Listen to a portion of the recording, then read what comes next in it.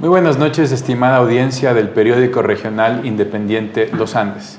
En esta ocasión continuamos con la temporada del programa Destino Político de cara a las elecciones generales del próximo 9 de febrero. Esta noche tenemos la presencia de María Fernanda Araujo. Ella es candidata a la Asamblea Nacional por la provincia de Chimborazo y está auspiciada por el Partido Social Cristiano. Les invitamos a seguirnos en todas nuestras redes sociales para que estén al tanto de la mejor información de la zona centro del país. María Fernanda, buenas noches. Gracias por aceptar nuestra invitación. Vamos al punto. ¿Por qué quieres llegar, o mejor dicho, permanecer en la Asamblea Nacional? Iván, ¿cómo estás? Un saludo muy especial a todos los ciudadanos de aquí de la provincia de Chimborazo. Y bueno, vamos a responder a tu pregunta de por qué María Fernanda Araujo quiere seguir como asambleísta. Pues bueno, porque nosotros nos hemos preparado. Tengo una trayectoria de más de 15 años en el sector público. He sido directora de diferentes instituciones, soy abogada, tengo una maestría en gestión pública y bueno, no es la primera vez que he estado inmersa en el tema de hacer leyes, simplemente que antes era como la técnica, que es la que te daba el producto. Ahora soy la política que apoya a ese producto. En ese sentido, nosotros creemos que debemos seguir con esta gestión, ya que un año no es suficiente. Nosotros en este año hemos hecho propuestas de 6 proyectos de ley, pero más allá de esto nos hemos dedicado a fiscalizar las instituciones de aquí de la provincia de Chimborazo y denunciar los actos de falta de ética de algunas autoridades, como es en la gobernación y otras instituciones que están aquí. El tema de salud pública en el MSP, el tema de educación, hemos estado fiscalizando el MIES y bueno, nos encontramos fuertes ante la ciudadanía. Y como ves vestida, estoy vestida de territorio, no hemos dejado el territorio, estamos trabajando en la parte social, ya que tengo una experiencia, soy una experta en proyectos internacionales, yo trabajé con la CAN y con la ONU, 7 años en el Ministerio de Justicia y Derechos Humanos, fuimos premiados a nivel internacional y esto me ha permitido un poco tener una cercanía con la ciudadanía. Creé una fundación que es por la que yo voy a los barrios de mi amado cantón de Riobamba y de los demás cantones que ya ellos me han pedido hacer unos bingos gratuitos, que nos acercamos a la ciudadanía, conozcan a la candidata, este es del ser humano, ya que la gente está muy escéptica a la política. Tú te acercas, ya se cansaron del discurso, del ofrecimiento, hay muchos candidatos que van y ofrecen obras, lo cual no está dentro de una competencia de un asambleísta. El asambleísta es el fiscalizador, el proponente de leyes. Entonces, yo creo que primero hay que informar a la ciudadanía. Los medios de comunicación como serios, tienen que tener esa labor de decir a cada uno de los ciudadanos, primero, que investiguen a los candidatos, que vean qué antecedentes tienen los candidatos y qué es lo que quieren y qué es lo que proponen, porque no son alcaldes, no son prefectos, ¿no? Hay un ex candidato prefecto, igual que anda ofreciendo que va a hacer más obras, y esa no es la competencia de un asambleísta. Un asambleísta es el representante del pueblo, no el representante del presidente. Entonces, al ser el representante del pueblo, tiene que ver por su pueblo, tiene que reclamar, tiene que hacer que el presidente cumpla con lo que ha dicho en campaña. Y mira, yo entré con Daniel Noboa como asambleísta, pero no me tembló la mano el momento de decir, basta, no se puede jugar con Chimborazo, no pueden seguir las mismas autoridades. Y no me importó que me expulsen de una bancada con tal de decir lo que el pueblo decía cuando yo venía. Cuando yo venía a territorio, la gente me reclamaba que por qué no cambia aquí, por qué esta autoridad sigue acá, que por qué en la gobernación está el papá, el tío, el sobrino, el primo. Y fue lo que yo denuncié. Yo tuve que tomar una decisión fuerte, que era o sacar ese carácter valiente de riobambeña, de chimboracense, o quedarme callada y sumisa ante un gobierno que no correspondió. El 70% de gente de aquí de Chimborazo que en la segunda vuelta le apoyó al presidente Daniel. Vamos a hablar sobre este tema de tu separación de ADN, del presidente Noboa y su candidatura también, pero quisiera conocer más sobre tu trayectoria. Nos habías dicho que había sido la parte técnica de la creación de leyes. ¿Trabajaste en la Asamblea como asesora, quizás? Mira, dentro del Ministerio de Justicia, yo fui la presidenta nacional de la Comisión Interinstitucional de Lucha Antitabáquica, SILA. Esto era nombrado a los mejores técnicos del Ministerio de Salud Pública, perteneciendo al Ministerio de Justicia, y ahí creamos la ley famosa del tabaco, la que todos los chicos y toda la gente a veces reclama que por qué no pueden fumar dentro de los bares. Entonces nosotros pasamos realmente 3 años luchando por esta ley y el reglamento, y luego a nivel nacional fui capacitadora dentro de esta presidencia de todos los comisarios de salud pública para hacerles entender a la ciudadanía los daños de salud que ocasionaba el tema del tabaco. Trabajé también en proyectos internacionales de prevención del uso y consumo de drogas dentro de los centros de rehabilitación social, tanto de adultos como de adolescentes. Aquí, por eso en Riobamba me conocen, aquí en el CAI de Riobamba estuvimos presentes, cambiamos el destino de muchos de los adolescentes infractores. Entonces, como te digo, mi trayectoria es muy grande. Mi último puesto también de mucho renombre aquí en la provincia de Chimborazo. Yo fui justamente directora del Consejo de la Judicatura de aquí, la máxima autoridad de justicia. Entonces estuve 8 meses en los que llegué a poner orden a los jueces, a los fiscales, a los abogados, a los defensores públicos, ya que, mira, cuando yo llegué, los jueces se excusaban y presentaban certificados médicos a diarios para no ir a las audiencias, y tenía la potestad como directora de negarlos. Entonces empecé a hacer un trabajo, primero de prevención, porque los jueces tienen que tener conciencia de que ellos tienen en sus manos la justicia, y la justicia es algo que todo el mundo reclama a diario. Se empezó a hacer un trabajo con ellos de prevención, de conciencia, de miren, ustedes son las autoridades de justicia, no pueden estar fallando a eso que la ciudadanía espera. Así que se hizo una labor muy buena. La gente aquí en Riobamba me conoció como una mujer justa. De hecho, por esa experticia fue que yo ahora soy vicepresidenta de la Comisión de Justicia y Estructura del Estado dentro de la Asamblea Nacional, porque mi perfil de toda esta trayectoria daba para el tema de la justicia. Por eso me dicen la asambleísta de la justicia, porque una de las banderas que yo llevo es el luchar por la justicia de la ciudadanía, para que cambie esa corrupción que existe dentro de estas entidades de justicia. El votante se preguntará: ¿qué ha hecho María Fernanda Araujo en este año y medio que ha tenido en la legislatura? Cuéntanos, por favor, proyectos de ley, casos de fiscalización. Mira, el primer caso de fiscalización cuando yo entré fue una alteración a los APUs del gerontológico de aquí de Colta, ¿no? Esto se dio con el ministro Bernal. En la censura del ministro Bernal fue el primer mes de asambleísta que tuve. Hice una ponencia dentro del juicio político en la que evidencié esta alteración de APUs y pedí inmediatamente un examen especial imprevisto en Contraloría. Y este examen especial imprevisto ya fue aceptado por los técnicos allá en la Contraloría. Presenté una prueba que era irrefutable y que se habían quitado de los expedientes. A mis manos llegó una prueba que no existía porque ellos mutilaron del expediente ahí en el MIES, en Quito, en el despacho. Pues entregamos en las manos del Contralor y se abrió este examen especial imprevisto y estamos a la espera de una resolución en donde el ministro Bernal, censurado, él va a tener una responsabilidad penal. Y con esta responsabilidad penal van a rodar las autoridades que estuvieron en esa época, que una de ellas creo que es Pontón, María José Pontón, que era directora de aquí, y todos los involucrados que estén dentro de este expediente, de esta alteración de APUs, que no solo es del gerontológico de aquí de Colta, sino también de un centro de desarrollo infantil de Esmeraldas. Porque mi responsabilidad no solo es con Chimborazo, sino yo soy una asambleísta de Ecuador. Entonces tengo que defender todo el tema.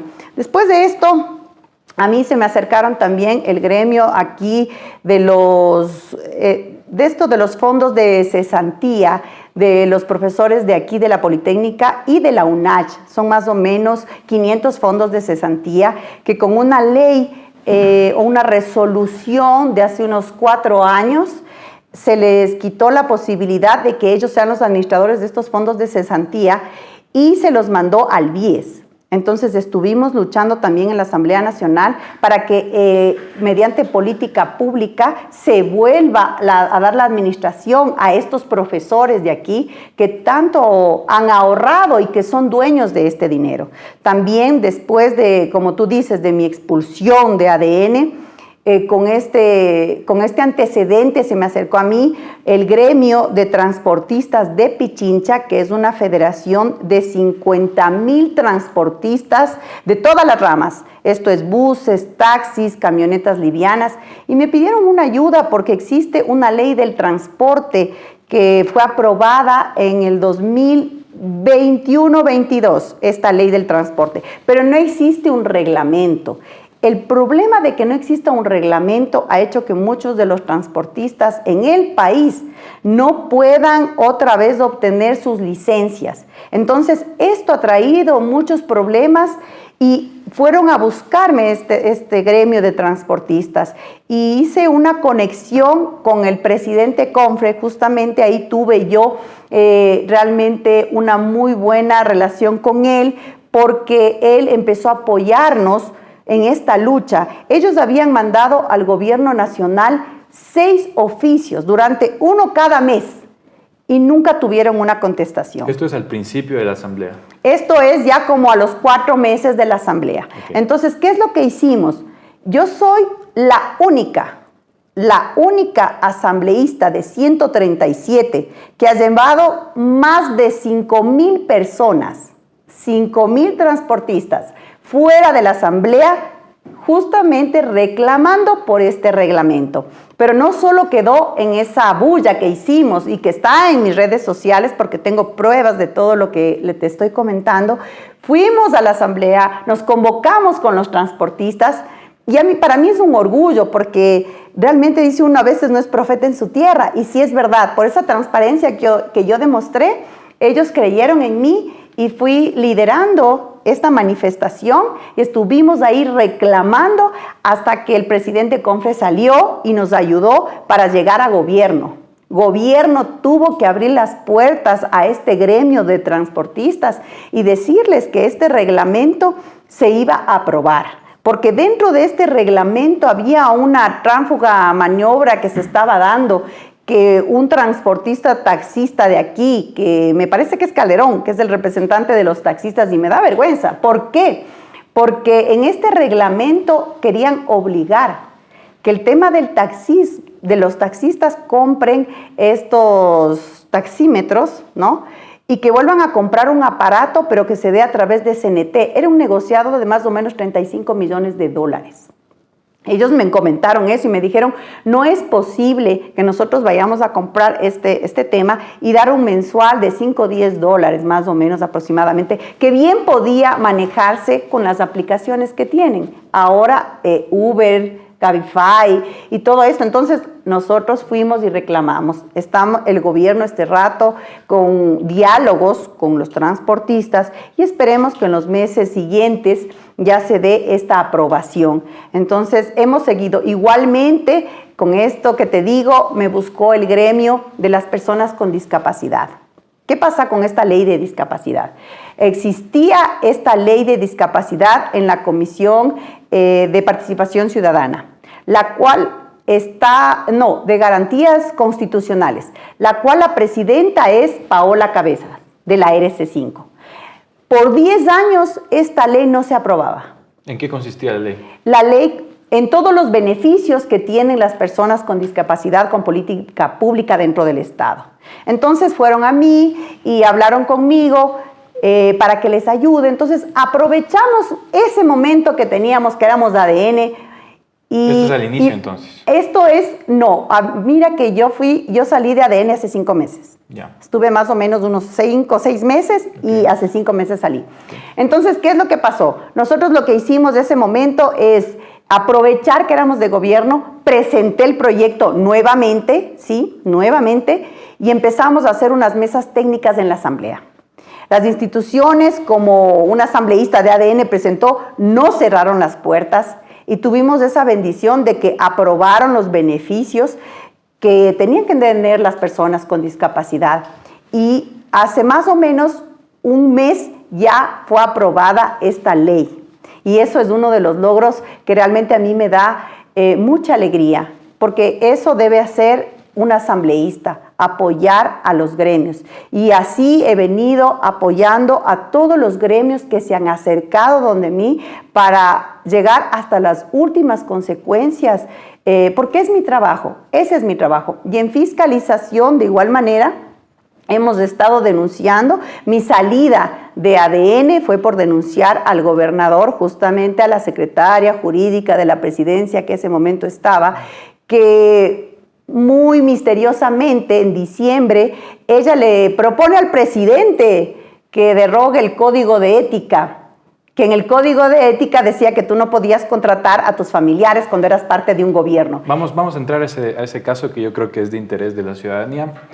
Pero primero quería preguntarte, ¿quién es María Fernanda Araujo desde una perspectiva ideológica? Porque tú entraste con ADN, que tiene su ideología, su tendencia, ahora estás terciando por el Partido Social Cristiano, también conocida la tendencia. ¿Quién es María Fernanda Araujo en ese sentido?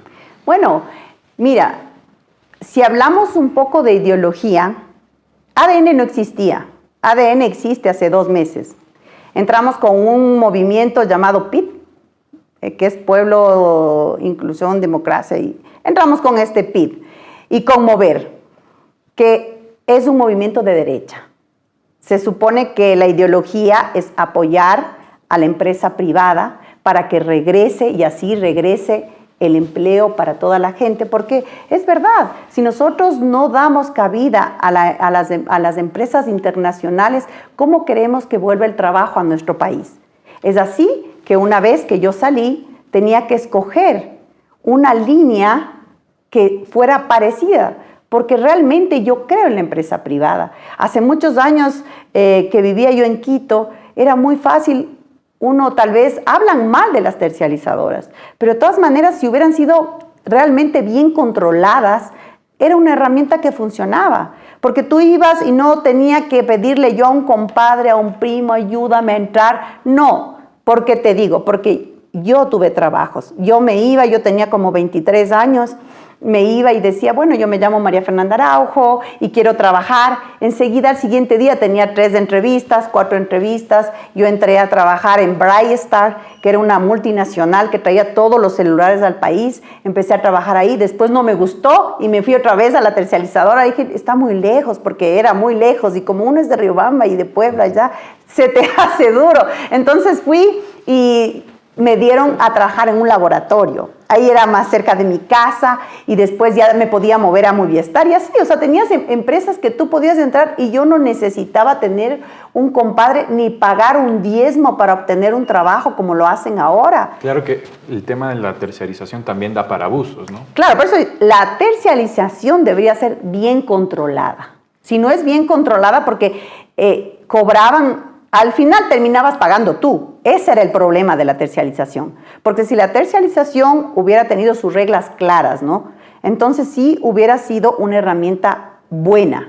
No, lo malo del socialismo en este país es que es radical, ¿no? Y cuando hablamos del tema radical, es así o así. Entonces yo creo que nosotros deberíamos dar ese paso intermedio. ¿Qué es lo que supuestamente iba a hacer este gobierno? ¿Y trabajo por horas, por ejemplo? Mira, el trabajo por horas yo no le veo malo, ¿no? En esta consulta popular tú viste que perdió el trabajo por horas. ¿Por qué? Porque no era una idea bien vendida, porque la gente tiene miedo y es por el tema de que no existe una empresa privada aquí. Entonces, la muy poca empresa privada que existe, y peor aquí en Riobamba o peor en Chimborazo. Entonces, tenían miedo de que toda la gente iba a ser despedida. Entonces, nosotros si tendríamos la idea clara y se habría muchísimas empresas como había antes, entonces sería diferente el tema del trabajo por horas, porque el tema del trabajo por horas ayuda a los estudiantes. Ayuda, ¿cómo tú tienes de experiencia, digo yo? Porque a mí me pasó también. Yo iba a un lugar y no tenía experiencia para el trabajo. Iba a otro lugar, no tenía experiencia. O después, ¿qué es lo que pasa? Tú quieres un trabajo por necesidad y estás sobrecalificado. Eso pasa, en cambio, ya cuando tú tienes experiencia. No tienes trabajo, vas, buscas y te dicen, ay, lo siento, es que yo quiero un junior. Usted está sobrecalificado, igual te quedas sin trabajo. Entonces yo creo que ese tipo de políticas tienen que cambiar y por eso es que mi ideología siempre va a ser el tema de derecha. De derecho. ¿Cómo fue esta aproximación al Partido Social Cristiano? Bueno, tengo que decirte, cuando yo llegué a la Asamblea Nacional, no sé si por estrategia, a mí me pusieron, justamente mi puesto era al lado de la bancada, de los socialcristianos. Y empecé a ver dentro de ADN mucha improvisación. Yo no me sentía cómoda porque la gente que estaba ahí como asambleístas era gente que no se imaginó que iba a ganar, me imagino yo, muchos de ellos claro, ni el presidente se la imaginó, entonces tenían un tema de improvisados en donde yo no aprendía, y yo tengo muchísima experiencia. Entonces, cuando vi que la bancada social cristiana tenía gente que por segunda vez asambleístas, eran prefectos por segunda vez, alcaldes por segunda vez, a mí me gusta aprender, y me pegué mucho a la bancada. Compartí con la bancada y como éramos de derecha conversábamos y dentro de la bancada de ADN teníamos 4 que éramos los más importantes, digamos así, para cuidar los votos de ese momento, para conversar, y yo era la que cuidaba todos los votos del Partido Social Cristiano. O sea, yo era la que tenía que conversar, decir, compañeros, vean que esta ley económica es importante, porque los primeros 3 o 4 meses tuvimos la orden de no salir a territorios. Yo no pude venir a Riobamba ni a Chimborazo porque teníamos que estar los fines de semana estudiando estas leyes económicas y viendo que todo el mundo entienda dentro de la asamblea para que no se te caigan los votos. O sea, es complicado estar ya dentro. Sí, la gestión política, la operatividad que tú haces ahí es complicado porque tienes que llevarte con todo el mundo, ¿no? Y entender que esto es un interés para todo el país, no son intereses particulares. Y eso es lo que a veces algunos asambleístas no entienden. Entran a la asamblea y piensan que lo que van a tener son puestos de trabajo, van a coger y a mandar en gobernaciones, o les van a dar esta dirección, esta cual, y van a dar puestos a todo el mundo. Eso no es un asambleísta. Entonces no entienden, por eso es que uno de aquellos, creo que Aulla renunció, se deprimió. Obviamente él pensó que llegaba y te iban como si fueras ministro a darte, mira, tienes 1000 puestos para dar. Y esto no es así. No, la política dentro de la asamblea es hablar de un tema nacional, de intereses no particulares, sino para la comunidad. Así empezó tu cercanía con el Partido Social Cristiano. Así empezó. ¿Y cómo se trasladó esto a una candidatura?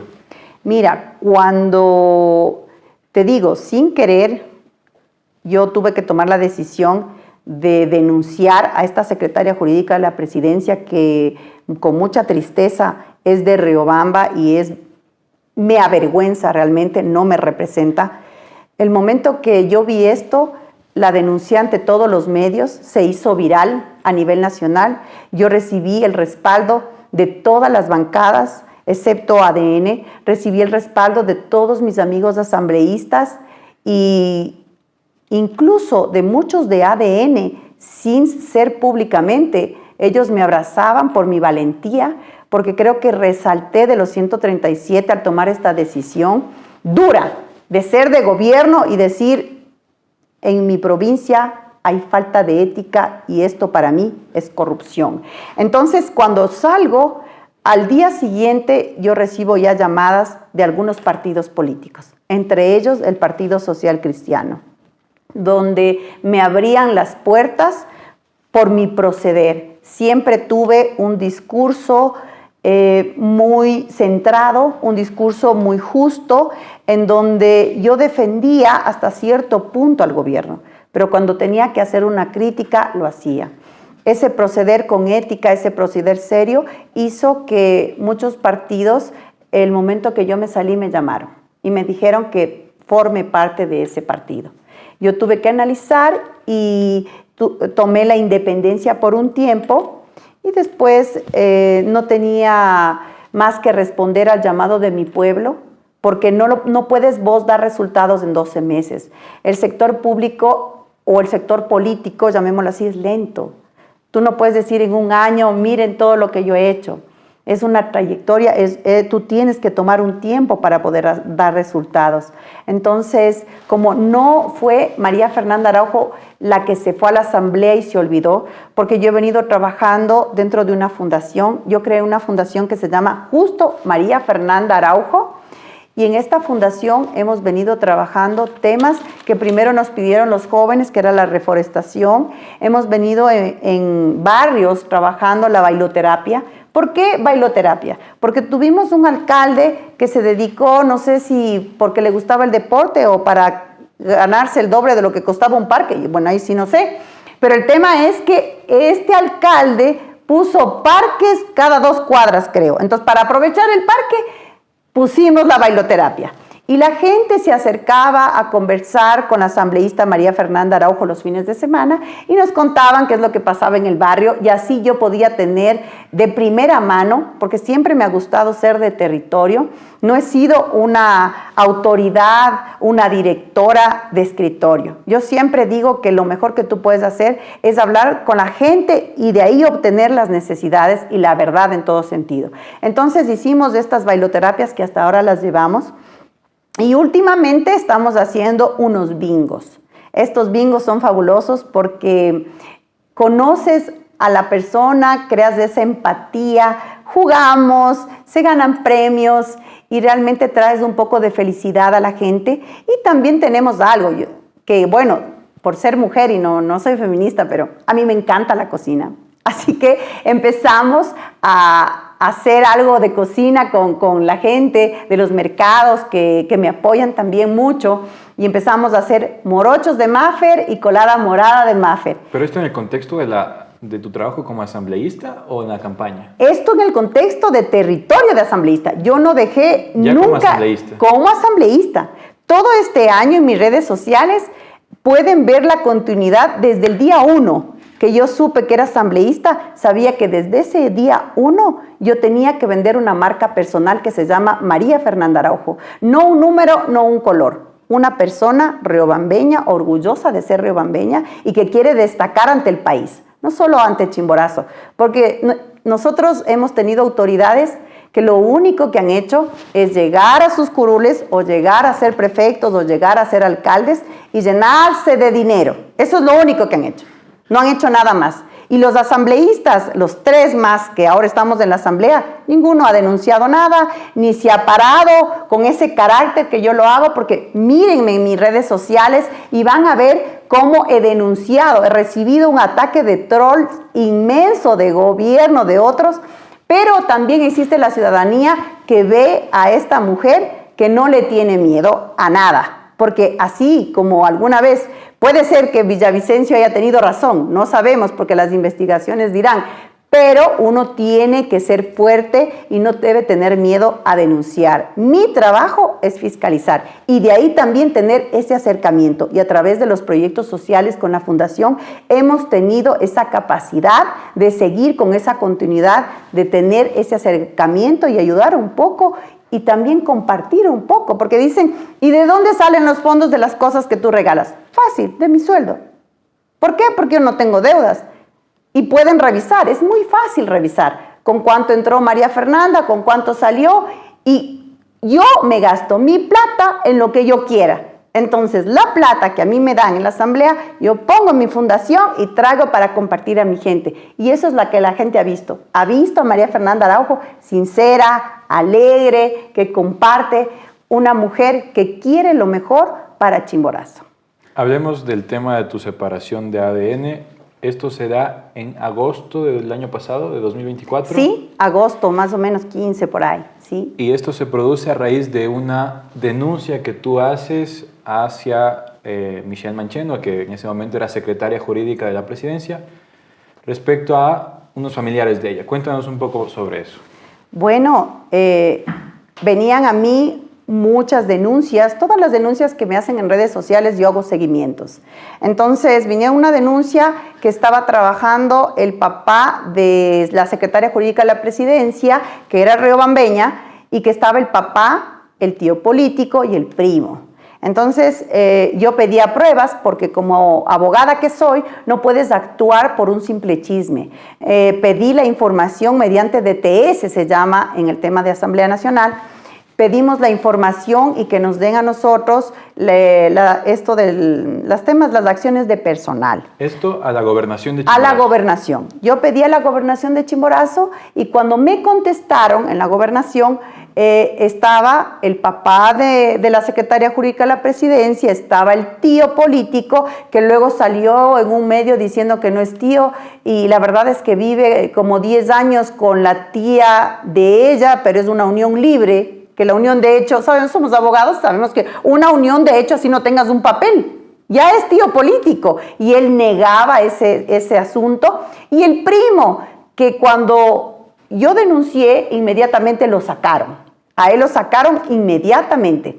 Cuando yo tuve estas dos acciones de personal, yo le convoqué a la Comisión de Justicia y Estructura del Estado como vicepresidenta y mira que el presidente de la Comisión de Justicia y Estructura del Estado les DRC y ellos me apoyaron porque no solo tenía estas fallas de falta de ética, esta secretaria jurídica, sino también ella había tenido unas equivocaciones muy fuertes en su trabajo, porque sacó un veto sobre el veto de una ley que ya estaba vetada, otra vez la vetó, entonces ya era demasiado el tema político que teníamos nosotros como Comisión de Justicia y Estructura del Estado, y la llamamos a la comisión para que nos dé una explicación. En mi caso, para que me explique por qué ella metió o usó ese poder, ¿no? Porque no era nepotismo como tal, pero era secretaria jurídica de Daniel Noboa. ¿Por qué el padre tenía que estar aquí en este puesto o el tío?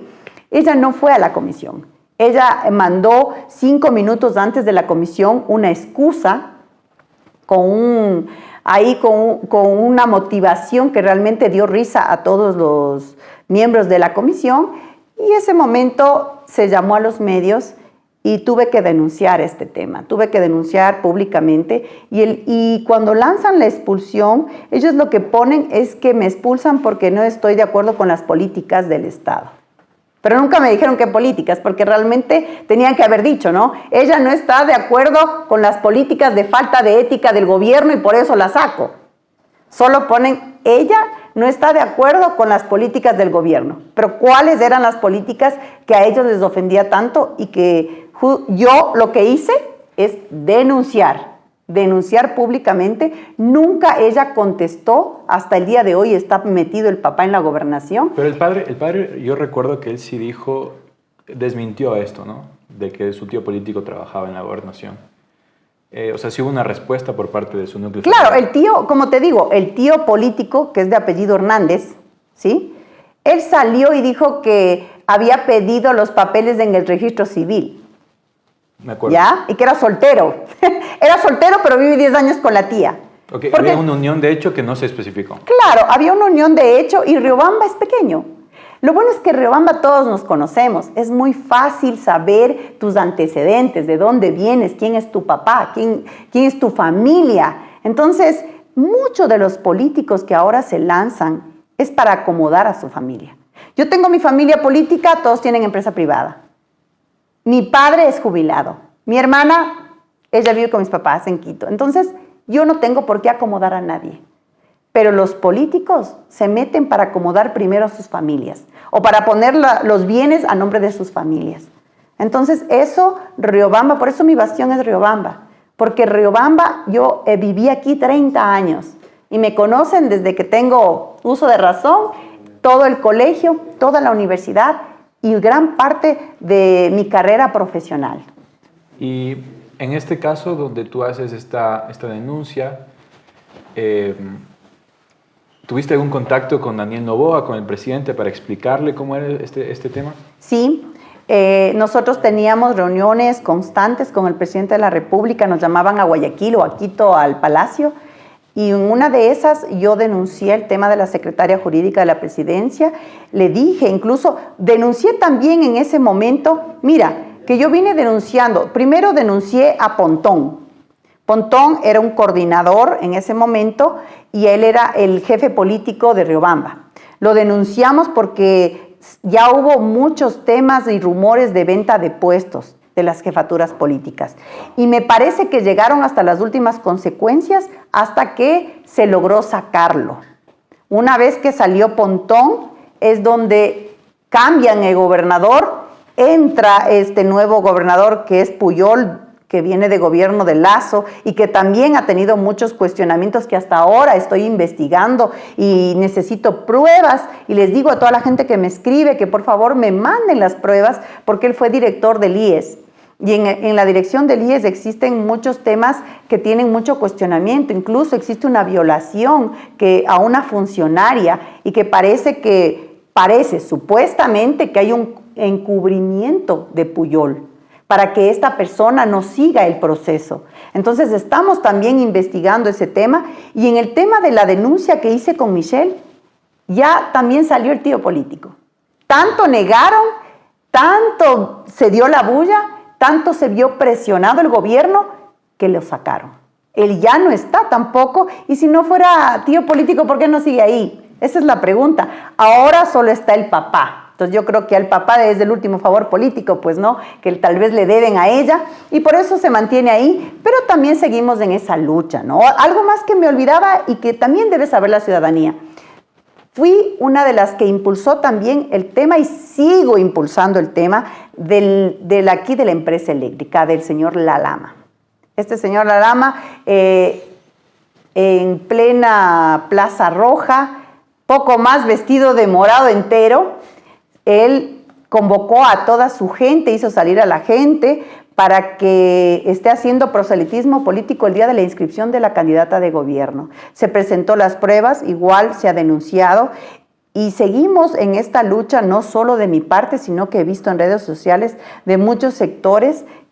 A mí me escriben, te digo, anónimamente, gente dentro de la empresa eléctrica denunciándome todos los actos de corrupción, los supuestos actos de corrupción que tiene este señor Lalama y que el tiempo nos dará la razón porque él tiene una acción de protección este rato en donde jueces que se prestan ordenaron que él esté hasta fines de enero, me parece, en esta acción de protección que va más allá de la norma. ¿Por qué va más allá de la norma? Porque la gerencia del ERSA es de libre remoción.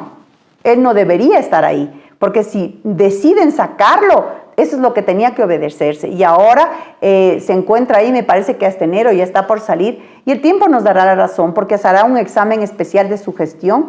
Pedí también los informes que él tenía que dar del año 2022 y 2023, que ha estado de gerente, me parece, desde Lasso. No había entregado informes económicos, no había entregado informes financieros. Tengo todos esos documentos, todo lo que te estoy diciendo, tengo todos los documentos para enviártelos y se los pedí para que me traslade y me dé esa información, ya que me denunciaron anónimamente. Y ese momento sacamos del DTS para pedir y hasta el día de hoy él no ha presentado esos informes que son anuales. Pero el presidente Noboa se enteró de la denuncia que tú hiciste, bueno, me imagino porque fue pública, pero ¿tú tuviste algún contacto directo con él? Después de la expulsión, no he tenido ningún contacto con el presidente y te digo, en los medios mis expresiones siempre han sido que él está siendo mal asesorado. Pero durante el proceso en el que tú haces la denuncia, ¿nunca tuviste un contacto, no le dijiste, estaba sucediendo esto directamente a él? Sí le dije.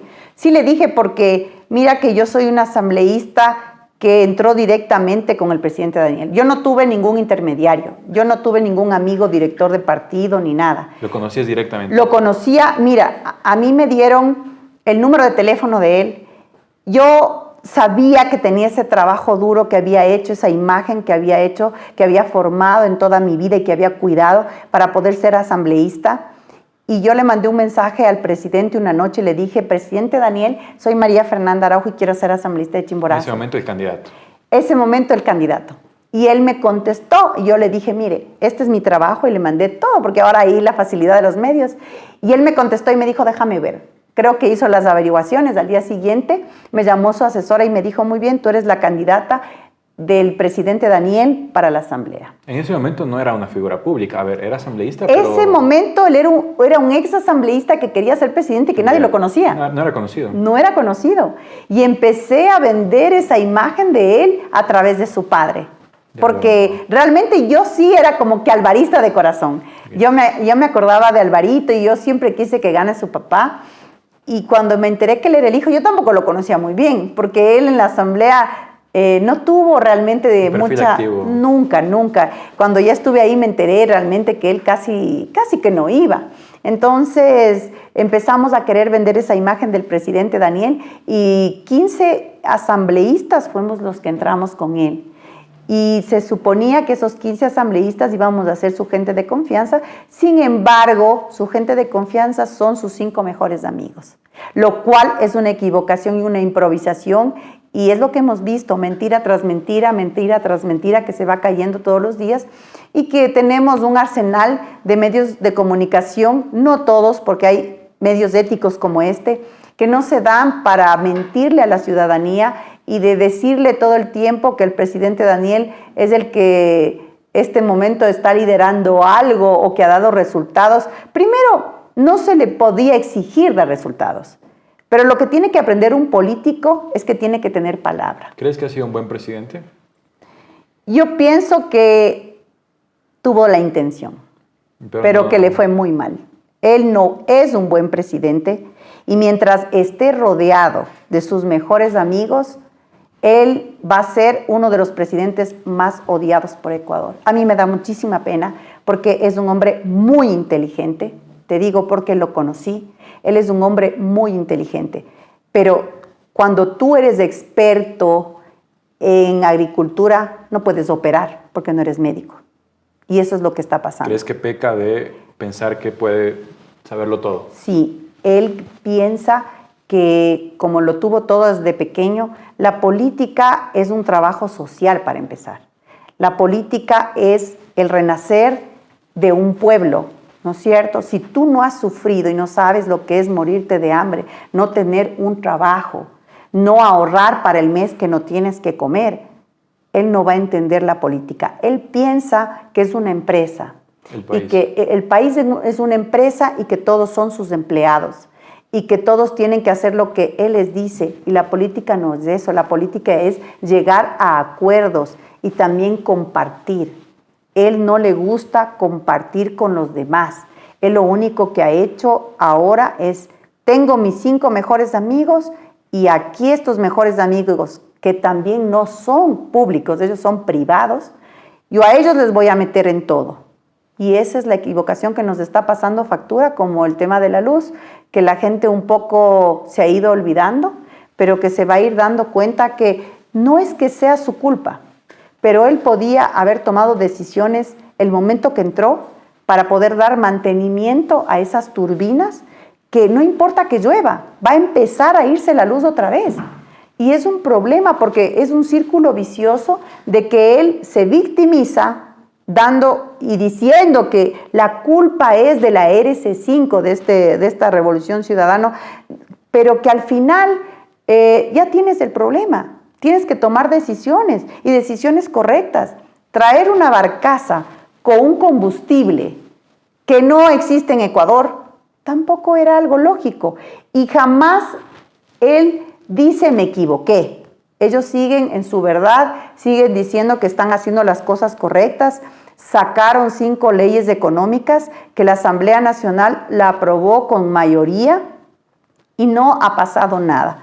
Es casi un año que no tampoco tiene los recursos. En el tema de seguridad se le dio los recursos y de esos recursos se han ejecutado, son como más de 400 millones de dólares, se han ejecutado como 100 según ellos, no sabemos los 400 si se ejecutaron o no y se suponía que era para la seguridad. Tú te acercas a la casa, al barrio, se siguen robando, te siguen escopolamando, te dan escopolamina y realmente es muy peligroso porque cada día la gente siente más de ese peligro y lo único que pedíamos era seguridad y no la tenemos. Ahora no tenemos ni seguridad, no tenemos ni luz y peor hablar de empleo porque todo el mundo está cerrando. Y yo me vi el otro día con un amigo que tenía una heladería aquí, ya no la tiene. Y eso para mí es muy triste porque no, el que vayas perdiendo esas fuentes de trabajo, la gente va migrando. Y la migración en este país, ¿qué es lo que está pasando? Y en esta ciudad va dejando a los jóvenes sin un futuro. Porque tú vas y migras no para estudiar, vas y migras para lavar platos y para tener los trabajos que nadie quiere hacer en otros países. Y eso es muy triste porque destruye hogares. Entonces tenemos una sociedad ecuatoriana que cada día se va destruyendo más por estas malas decisiones. Yo me equivoqué. María Fernanda Araujo confió en un joven que puede tener futuro, pero si no se deja guiar, pues este país seguirá en esas manos y deberíamos apuntar a personas que tengan futuro y que trabajen con jóvenes. Mira, dentro del grupo que me apoya y me respalda incondicionalmente, yo trabajo mucho con jóvenes, pero son jóvenes que se dejan guiar, jóvenes que les puedo decir, miren, hagamos esto, porque yo ya he probado que si subimos 2 gradas, te caes. Hay que subir una a una. Y son jóvenes que dicen, sí, está bien, vamos contigo, vamos de la mano. Él no se deja coger la mano. Vamos, para ir cerrando este tema de Michelle Mancheno, ¿no hubo consecuencias penales en esta cuestión? No hubo consecuencias penales porque como abogada que soy, sé los términos en los que hago mis denuncias y esta falta de ética fue realmente evidente y es evidente porque sigue su papá dentro de la gobernación, aunque ya es evidente también que sacaron a su tío político, sacaron a su primo político. La ciudadanía en los territorios está consciente de eso. En Año Viejo, el 31, hicimos un Año Viejo de la Fundación. Estuve en la avenida Daniel León Borja y estuvimos hablando con los carros. Tú sabes que toda la familia es tradición salir a ver los años viejos y la gente se acercaba y ese es el orgullo que yo tengo porque realmente uno dice, la gente no te llama, pero cuando vas a territorio la gente te dice, bien doctora, con usted estamos, bien hecho, valiente, valiente. Y muchos me han dicho así, la asambleísta valiente. Y eso me da fuerza para seguir contando con el apoyo de cada uno de los ciudadanos de aquí de Chimborazo, y no solo de Chimborazo, sino del país. Porque esta asambleísta tiene el orgullo de decir que no solo fui invitada a formar parte como asambleísta de Chimborazo, sino como unas candidaturas nacionales, las cuales no las acepté porque como una mujer madura que soy, estoy construyendo una marca personal y no puedes lanzarte a algo grande sin haber empezado a construir una marca personal desde el principio que es la Asamblea Nacional. ¿Qué opinas de toda la cuestión de la vicepresidenta Abad? Que cuando tú todavía estabas en ADN, ella ya tuvo la función de ir como embajadora en Israel. ¿Qué opinas de todo eso? ¿Crees que es violencia política? ¿Cuál es tu opinión? Bueno, la verdad, si te hablo como mujer, te puedo decir, en el lugar de ella, yo me hubiera sentido igualmente despreciada y ella se aferra a un cargo político. Yo realmente hubiera renunciado. Si estuviera en el caso de ella, hubiera renunciado porque a mí ya me ha pasado. No creo que ella es la primera mujer que ha sufrido un maltrato. Nosotros como mujeres, existe machismo en este país y el machismo se da no solo con hombres, sino con mujeres que son machistas.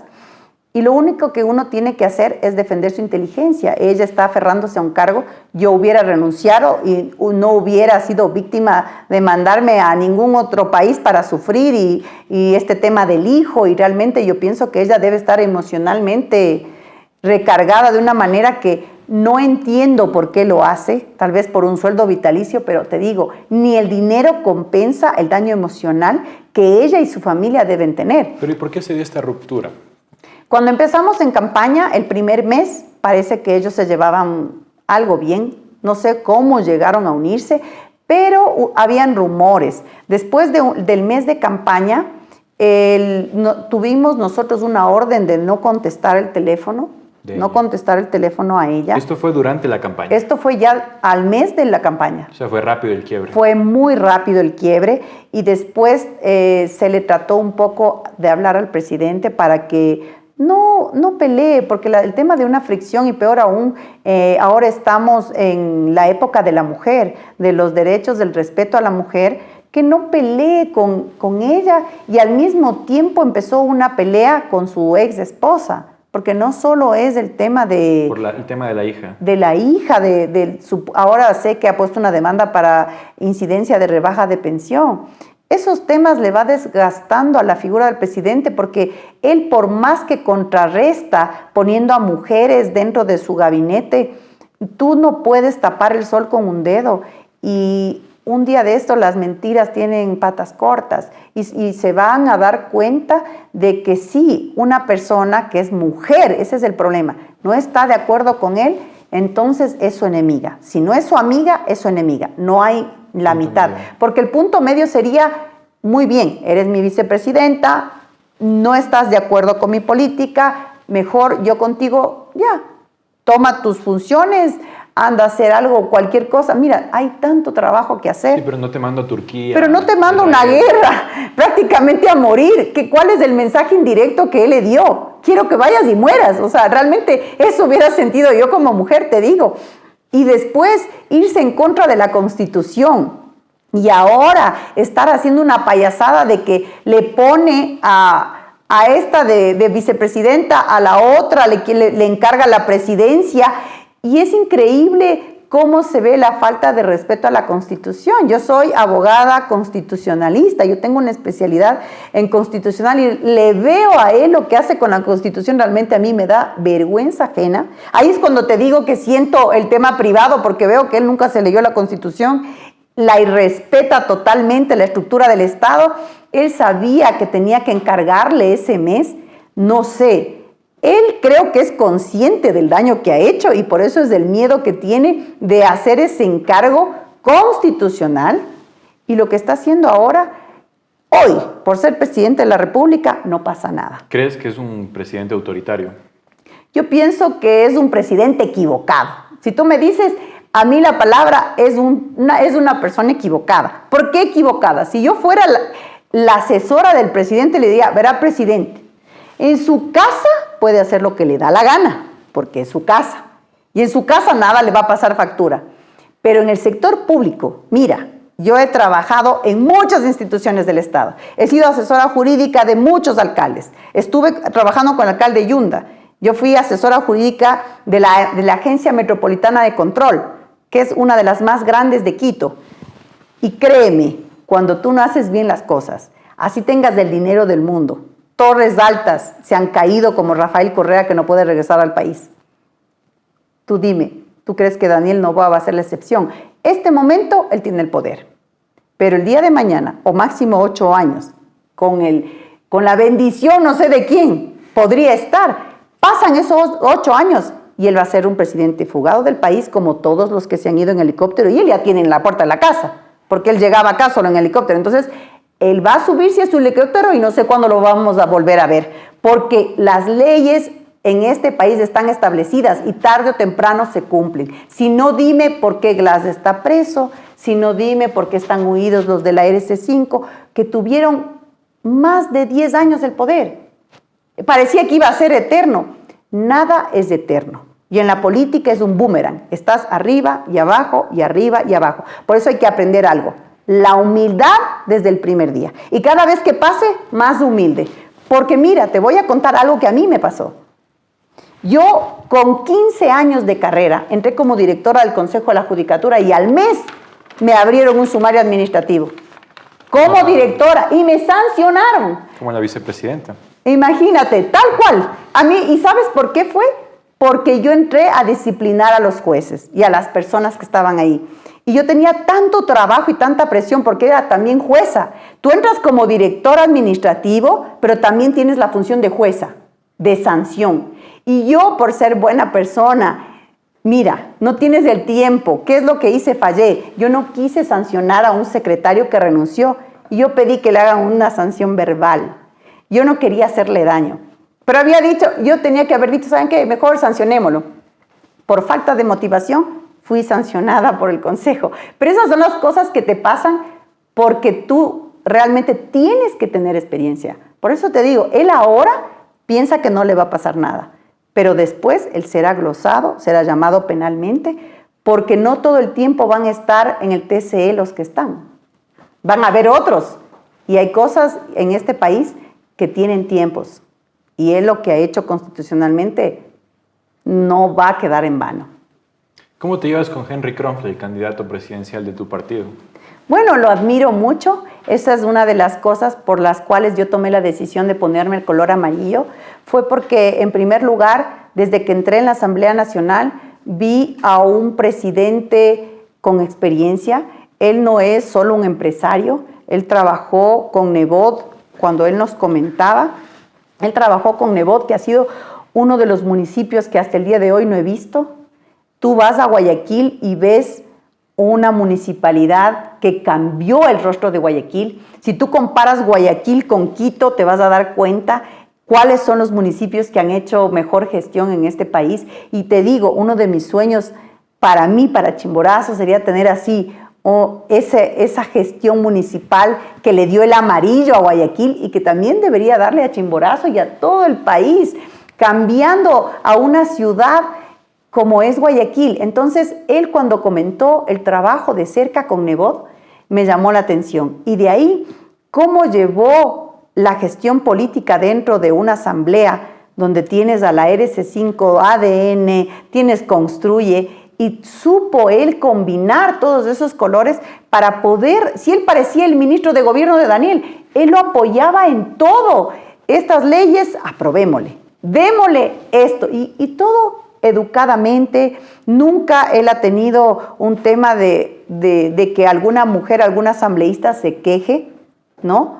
Entonces, esos 10 meses que yo vi, o menos, creo que estuvo 7 meses, algo así, renunció recién él, yo vi y a mí me causó mucho respeto, mucha admiración. ¿Crees que va a llegar a segunda vuelta? Es incierto. El tema de la política es incierto. Daniel Noboa, hasta el día del debate, si no fuera por la muerte de Villavicencio y porque se dedicaron a insultarse entre los otros, y él salió con un discurso del tema justo eléctrico que luego perdió el año, porque ahí él se notó como un experto en el tema de electricidad, y que aparte, si nosotros volveríamos a ver el debate y tú le ves lo que habla, todo lo dice al revés. Ni siquiera lo dijo bien, sino que la gente, como le vio con el chaleco, le vio que habló las líneas de electricidad, llamó la atención de todo el mundo. Y como los demás se dedicaron a pelear, el más calladito fue el que resaltó, porque realmente fue una suerte que tuvo. Ni siquiera él pensaba que iba a llegar. Y ahora vamos a ver en este debate, primero si es que va, porque ya vimos que ordenó a la vicepresidenta no ir, porque saben los ataques que puede sufrir. Y ahora, mira, conociéndolo como lo conozco, yo te podría decir que podríamos hasta que medio apostar, aunque no me gustan las apuestas, que él no va a ir. ¿Tú crees que no va a ir? Yo creo que no va a ir, porque él, el momento que tú le empiezas a refutar algo, él es capaz de levantarse e irse. Y ahí el país se va a dar cuenta de quién es Daniel Noboa. No le gusta que le refuten nada. Entonces, él no va a tener la capacidad, porque hay que tener capacidad para poder defenderte. Él no tiene ni para hablar ni para defenderse. Por eso depende de un impronter cuando llega, y para verte a los ojos necesita unas gafas.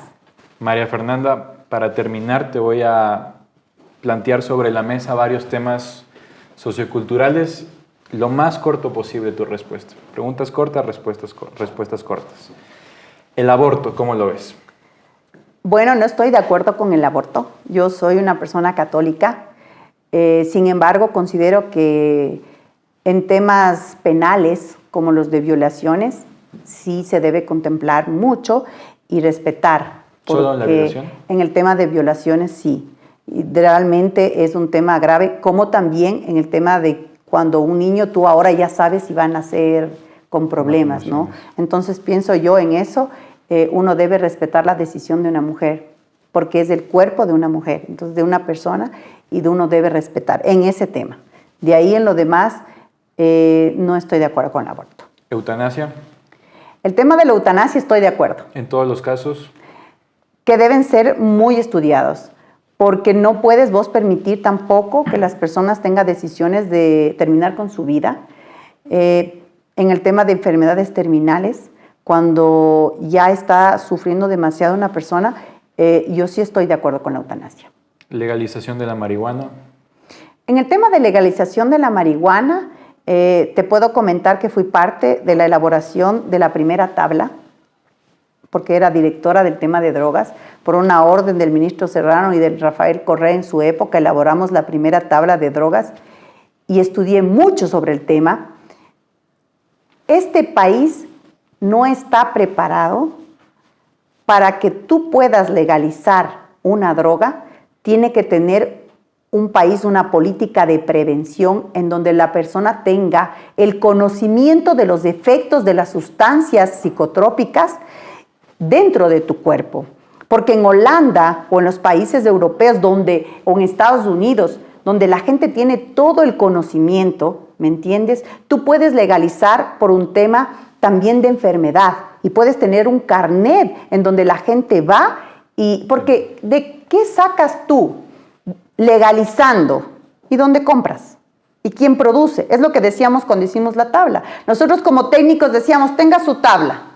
Puede ir con 8 gramos, con 10 gramos, etcétera. Pero ¿dónde va a vender, pues? O sea, ¿quién le va a vender? Usted está legalizando un consumo, pero ¿quién va a vender? Y peor aún con un país como Ecuador, que antes, mira, hace 10 años, nosotros éramos de paso, de tránsito. Pasaba la droga así. Ahora ya no somos de tránsito. Porque Rafael Correa, y hay que decirlo con nombre y apellido, abrió todas las puertas y dijo que entre toda la droga. Al abrir todas las puertas de tu casa, ya no solo pasaba, pues, sino se quedaba. Ahora nosotros somos un país de acopio. Incluso aquí en Chimborazo, creo que sí sabes que hay una ruta que es por Guano, que no la tengo dónde es porque no soy policía, pero a viva voz la gente lo sabe. Hay una ruta que es por donde pasa y también se queda. Y la que no venden, es que eso es lo que pasa, no venden, se queda aquí y por eso estamos aquí con muchas bandas. Por eso es que están aquí los choneros, por eso es que tú ves aquí en Riobamba los lobos que están extorsionando a la gente en los mercados. Y te digo porque fui directora del Consejo de la Judicatura y tuve todas esas denuncias.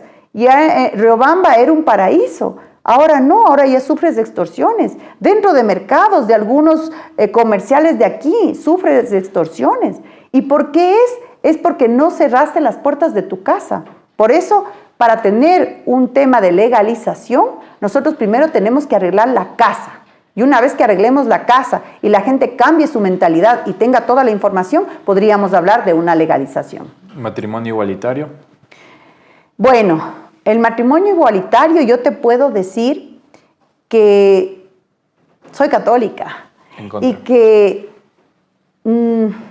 realmente respeto las decisiones de los demás, ¿sí? Yo respeto las decisiones de los demás, pero en por mi formación, yo debo decir que estoy en contra, sin embargo, yo respeto las decisiones de los demás. ¿Y qué opina María Fernanda Araujo del feminismo? Bueno, si tú me hablas de feminismo, yo soy una mujer empoderada, siempre lo he dicho así. Me da mucho orgullo cuando voy a los negocios y te digo, me ha causado a veces emoción y hasta ganas de llorar porque para mí siempre he dicho que las mujeres hemos sido enemigas de las mujeres. Sin embargo, en este año de trabajo, te voy a decir una cosa. En Riobamba, en mi bastión y algunos cantones de aquí, la gente me ha abrazado a las mujeres y me han dicho, yo me identifico con usted y yo te juro me siento súper feliz porque a veces la mujer es egoísta y estoy sintiendo que no es así, que estamos cambiando. Ese feminismo yo estoy de acuerdo, pero las políticas que existen, por ejemplo, en el tema de darle mucha fuerza a la mujer, en eso no estoy de acuerdo. Por ejemplo, las cuotas de género. No, por ejemplo, mira, yo estoy en desacuerdo de las políticas de alimentos en los hombres. Te digo por qué. Porque el pago de alimentos existe un porcentaje altísimo para el hombre y no es justo. Yo soy una persona equitativa. Yo pienso que El hecho de que tú tengas una pareja nunca va a ser para un cuestionamiento para el tema económico y que tú puedas con eso chantajear a la otra persona. Y en eso no considero justo y sí voy a plantear una reforma en el tema de alimentos. Y en el tema de violencia de la mujer, también fui en el Consejo de la Judicatura, existen 5 jueces, cuando estuve, ahora me parece que hay 3 jueces solo de violencia. Pero yo veía mucho abuso de las mujeres hacia los hombres. Lo que hacían es utilizar y se victimizaban. Y eso no estoy de acuerdo, porque también existen mujeres que, viendo esta ley a favor, lo que hacen es mentir sobre la violencia. Y no está bien. Nosotros tenemos que creer en la violencia del núcleo familiar, que puede ser la mujer la que violenta como el hombre. El último, libre porte y tenencia de armas. Bueno, igual, en el tema de armas, mira, nosotros aprobamos en la Asamblea Nacional el tema de armas y este rato está en un entramado en la política pública, en el Ministerio de Salud Pública, porque tienes que tener un examen psicológico, etcétera.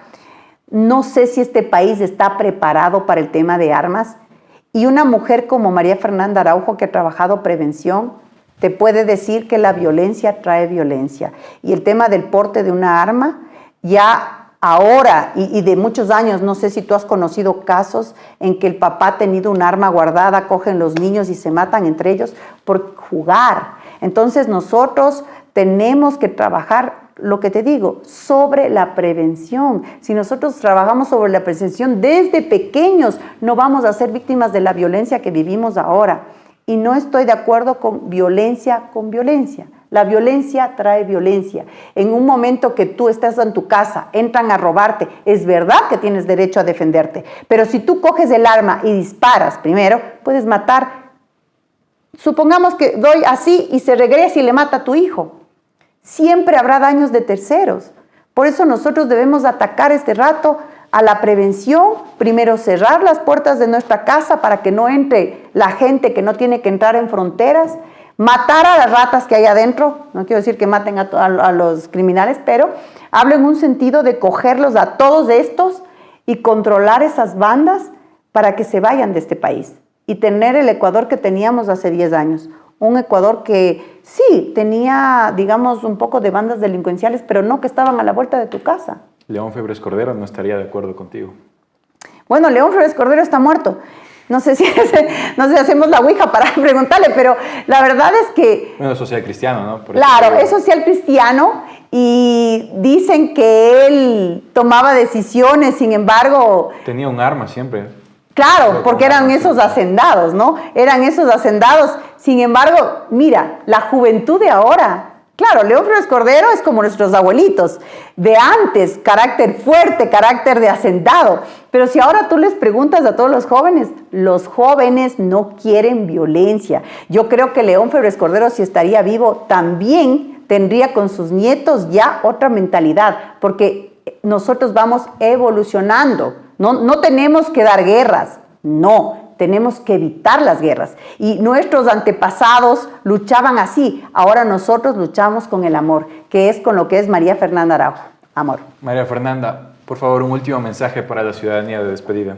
Bueno, decirles a todos los ciudadanos de aquí de Chimborazo que aquí está María Fernanda Araujo, que sigue trabajando para ustedes, que llevo 1 año de gestión en la Asamblea y que me permitan seguir trabajando en territorio y también en la Asamblea Nacional para brindar esa fiscalización sin ninguna distinción, sin estar impulsando a ningún presidente. Así gane el presidente Confre, siempre yo estaré denunciando las cosas que estén mal en mi provincia, las autoridades corruptas en mi provincia, porque no debe ser así, y presentando aquellos proyectos que tanto necesita la provincia y el país. María Fernanda, muchas gracias. A ti, un gusto, Iván. Y con ustedes, amigos, muchas gracias por estar al pendiente de esta entrevista. Vamos a estar mañana con una nueva edición de Destino Político, a la misma hora y en el mismo canal. Buenas noches. ¿Listo?